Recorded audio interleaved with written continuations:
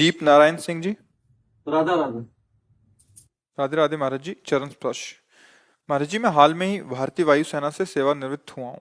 मेरे वृद्ध माता पिताजी गांव में रहते हैं और मैं अभी बेंगलोर में रहता हूँ। मेरे माता पिताजी चाहते हैं कि मैं अब गांव में ही उनके पास रहूं, उनकी सेवा करूं। गुरुजी, मेरी भी यही इच्छा है, परंतु अपने बच्चों की शिक्षा के बारे में सोचता हूँ तो धर्म संकट में पड़ जाता हूँ। मेरे माता पिता या किसी तो भी आप हालत में। उनको बंगलौर बुलाइए, तो आप फिर आपका अब विशेष कर्तव्य है माता पिता को सेवा देना और उनको दुलार देना, पैसा देना नहीं। जैसे बच्चे हैं ना, अनाथालय में पैसा जमा कर दो माता पिता का। अगर तुम्हें अनाथालय में वो पालते तो तुम्हें कैसा लगता? उन्होंने अपनी गोद में शौच तुम्हारी करवाई, लघुशंका करवाई, इतना बड़ा किया है।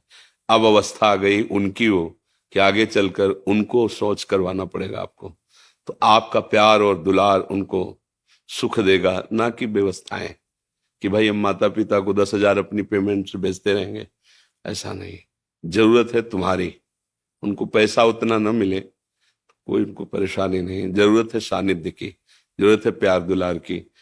और ऐसा नहीं है कि अब गांव में भी अच्छे विद्यालय आसपास होते हैं कि शहर में ही पढ़ाई ठीक होती, गांव में नहीं होती, ऐसा भी नहीं। और दूसरी बात है, बुद्धि का प्रकाश केवल लौकिक विद्या के पढ़ने से ही नहीं होता है। आशीष और अध्यात्म से भी उसका बहुत दिव्य प्रकाश होता है। हम लोग कक्षा 9 पढ़े हैं गांव के स्कूल से, 9, जिसमें 5 तक तो केवल ककारा मात्राएं ही याद कराई जाती थी। अब तो 1-2 के बच्चे अंग्रेजी पढ़ते हैं। 6वीं क्लास में ABCD सिखाई जाती थी। 9 तक पढ़े हुए हैं। बुद्धि का विकास और प्रकाश प्रभु का आश्रय लेकर नाम जप करते हुए अगर पढ़ाई की जाए तो बहुत दिव्यता आ जाएगी। तो हमें तो नहीं लगता कि गांव में ऐसी पढ़ाई नहीं होगी जैसी शहरों में होगी। हाँ, ये है कि परिवार न राजी हो, बात तुम्हारा अलग है। लेकिन अब इस समय राजी नाराजगी की बात नहीं, इस समय उनको तुम्हारे सानिध्य की जरूरत है, माता पिता के सानिध्य की जरूरत है। और उनका आशीष भगवद आशीष है। अगर उनका आशीष हो गया तो नहीं, बहुत पढ़े लिखे इंजीनियरिंग किए भी ऐसे ही घूम रहे हैं। ऐसा थोड़ी कोई बहुत रुपया कमा रहे हैं या बहुत ऐसे नहीं, पढ़े लिखे भी और आशीष है ना, तो वो सर्व सुख प्रदान कर देता है। तो हमारी तो राय यही है। अभी कल ही परसों सत्संग में आया था कि पृथ्वी से महान कौन, यक्ष ने पूछा। तो युधिष्ठिर जी ने कहा मां। और आकाश से बड़ा कौन? उनका पिता। मतलब पृथ्वी से भी महान और आकाश से भी बड़ा माता पिता का पद रखा गया है। अगर उनको हम अवसर में, जब तक वो अपना कर्तव्य, तो देखो आज आप खुद कह रहे हैं कि आप एक अच्छे सरकारी सेवक रहे और रिटायर हो गए, उनके कर्तव्य में कोई कमी नहीं रही। आपने भी प्रयास किया। अब आपके कर्तव्य का समय आ रहा है। वो आपको कह दे कि नहीं कोई बात, दूर रहो, तो भी नहीं। वो आपको गाली भी दे तो ठीक से सेवा नहीं कर, तो भी नहीं। हमको उनमें आसक्त होकर, जैसे यज्ञ करने वाला उपासक यज्ञ के विघ्नों की परवाह न करके अपने इष्ट की पूर्ति के लिए यज्ञ करता है। मेघनाद यज्ञ कर रहा था, ये अंगद आदि महापुरुष जन जाके खूब लात मारे, उसके हिला नहीं। जब यज्ञ विध्वंस कर दी लघुशंका आदि करके, तब वो उठा। तो एक यज्ञ की तो ये यज्ञ के समान पावन माता पिता की सेवा है। आज के बच्चे इस बात को नहीं समझते। देश विदेश, नई पत्नी, नए बच्चे, अपना परिवार सुखी रखेंगे हम, निकल गए बूढ़े माता पिता। भले धन है, क्या करेंगे धन? उनको उस समय प्यार की जरूरत होती है। कोई प्यार से, आप नौकर रख दो, प्यार थोड़ी करेगा वो। तो ठीक है, कपड़ा धो देगा, भोजन दे देगा। उस समय उनको प्यार की जरूरत है। वृद्ध है। मेरी तो सबसे यही प्रार्थना, आपसे नहीं सबसे, चूक मत करना। नहीं, वो अवस्था तुम्हारी भी आएगी और जो तुम्हारे विचार वही संस्कार बच्चों में आएंगे। तो तुम तो बंगलौर में रहोगे, वो अमेरिका में रहेगा, इतनी दूर रहेगा कि मरोगे भी तो आने के लिए उसके पास समय नहीं रहेगा। मतलब हमारी बात को अन्यथा न लिया जाए। हम जो आचरण करेंगे वही हमें परिणाम में मिलेगा। मुझे लगता है एक बार पहली प्राथमिकता माता पिता के सेवा की रखनी चाहिए।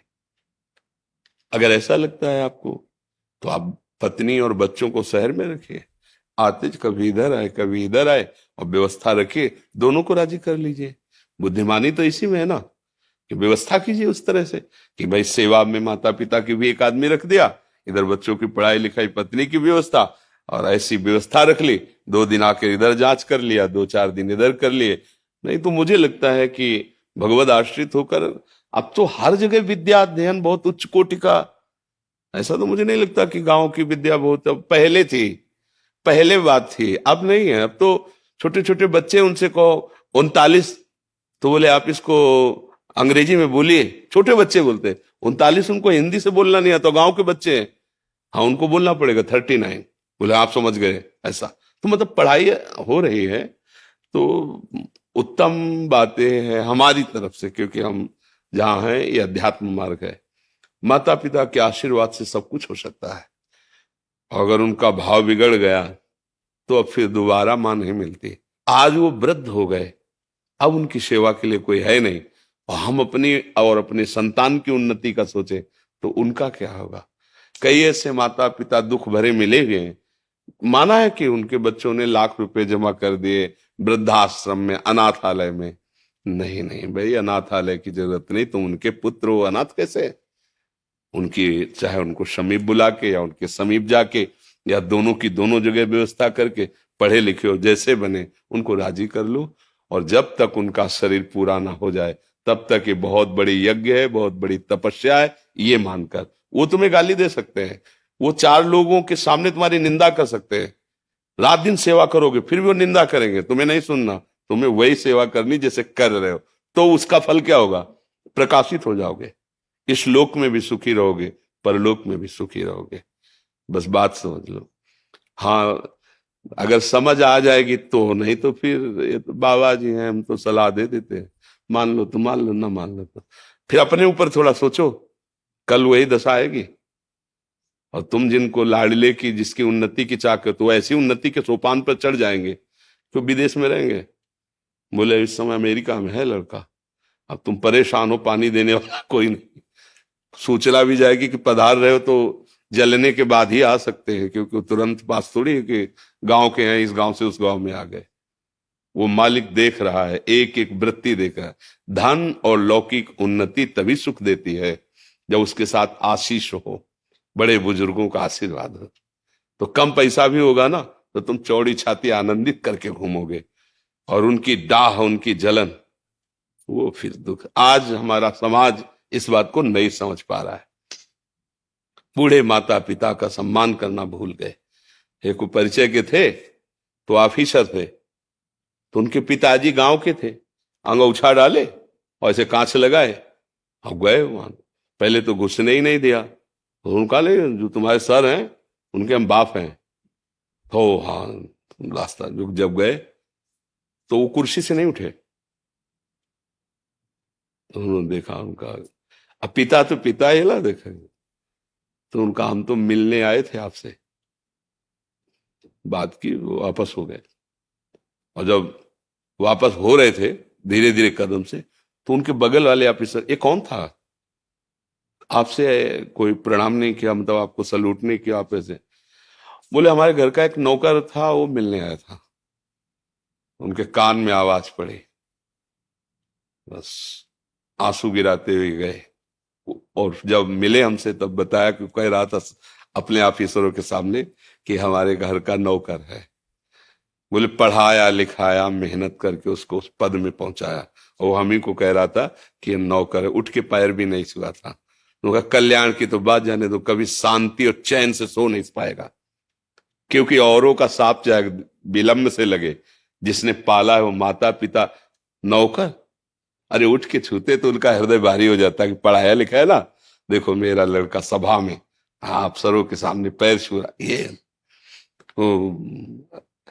एक काशी भेजा बेटे को पढ़ाने के लिए, थोड़ा मेहनत करके, किसानी से, ब्राह्मण परिवार का था, विद्वान बने हमारा पुत्र। अच्छा, और 10 वर्ष यहां से पैसे भेजते, 10 वर्ष बाद आए तो पिता तो किसान आदमी, अब उनको पंडितों के बीच में पिता ने जो बहुत सूक्ष्मता से देखा, जैसे जैसे देखो प्रणाम की एक मुद्रा, पेट में हाथ लगाया ना वैसे, देखा प्रणाम कर पेट को, पेट ने चरण में हाथ लगाया, दिलाई देखा है ऐसे तो ऐसे ही वो समझ गया। तो उनका बेटा पढ़े, बोले हाँ पढ़े।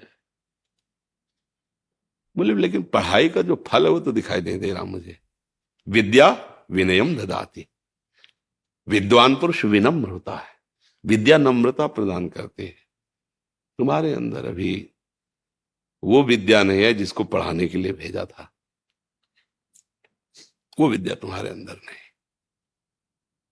तो उनका आप जांच लीजिए, आप हमसे जो प्रश्न चाहे वो प्रश्न कर सकते हैं, जैसा चाहे आप। हम बोले अपने गुरुजी से पूछना जाकर के, एक बार काशी जाओ पैसा हम फिर देते हैं, कि पिताजी ने कहा है कि तुम्हें वो विद्या प्राप्त नहीं जिस विद्या के लिए हमने काशी भेजा था। आज हम लोग बहुत पढ़े लिखे ग्रेजुएट हो रहे हैं, लेकिन वो विद्या धूर्तता ला रही है। नहीं दे, कठोर शब्दों से माता पिता को उत्तर दे देना, तुम क्या जानो पुराने जमाने के, हमारी आधुनिकता की नई समाज ऐसा, जो प्रातः काल उठ के रघुनाथा, मात पिता गुरु नावई माता, जो स्वयं भगवान है वो अपने माता। और आज हम ग्रेजुएट हो रहे हैं, उनके चरण छूने में सब चाहते हैं, अगर वो बीमार हो जाएंगे तो उनकी सोच फेंकने में सब चाहेंगे, और उन्होंने वर्षों हमें गोद में लगाया है लघु शंका की। मुझे लगता है ये पढ़ाई लिखाई संपत्ति ये चैन नहीं दे पाएगी अगर बुजुर्गों की छाती जली और उनको लगा कि, तो मेरी प्रार्थना सबसे, आपको ही निमित्त बनाकर उपदेश दे रहे हैं सबको, कि भाई मेरी बात मान लेना, जीवन भर पछतावे से मुक्त नहीं हो पाओगे अगर अपने माता पिता को इस स्थिति में छोड़ दिया। तो इसका तुम कुछ भी बन जाओ, जलोगे, रात दिन जलोगे, देख लेना, हमारे वचन याद कर लेना। और अगर वो ऐसे करके ऐसे कर देला तो नमक रोटी भी खाओगे, मस्त घूमोगे, कोई बाल बांका नहीं। माता पिता भगवान का स्वरूप होते, वो दुलार कर दे, आशीर्वाद दे देना कि हमारा बच्चा बहुत हमारी सेवा हो गया, वो भगवान बैठा अंदर देख रहा है, भगवान की प्राप्ति भी इसी से हो जाएगी, भगवान की भी प्राप्ति हो जाएगी। विट्ठल भगवान इस बात का प्रमाण है। मुंडरीक जी अपने माता पिता की सेवा करते, भगवान का स्वयं आकर भगवान कहा कि हमारा साक्षात्कार कर लो, मैं भगवान हूं। आज भी बैठे हैं जो विट्ठल भगवान है ऐसा।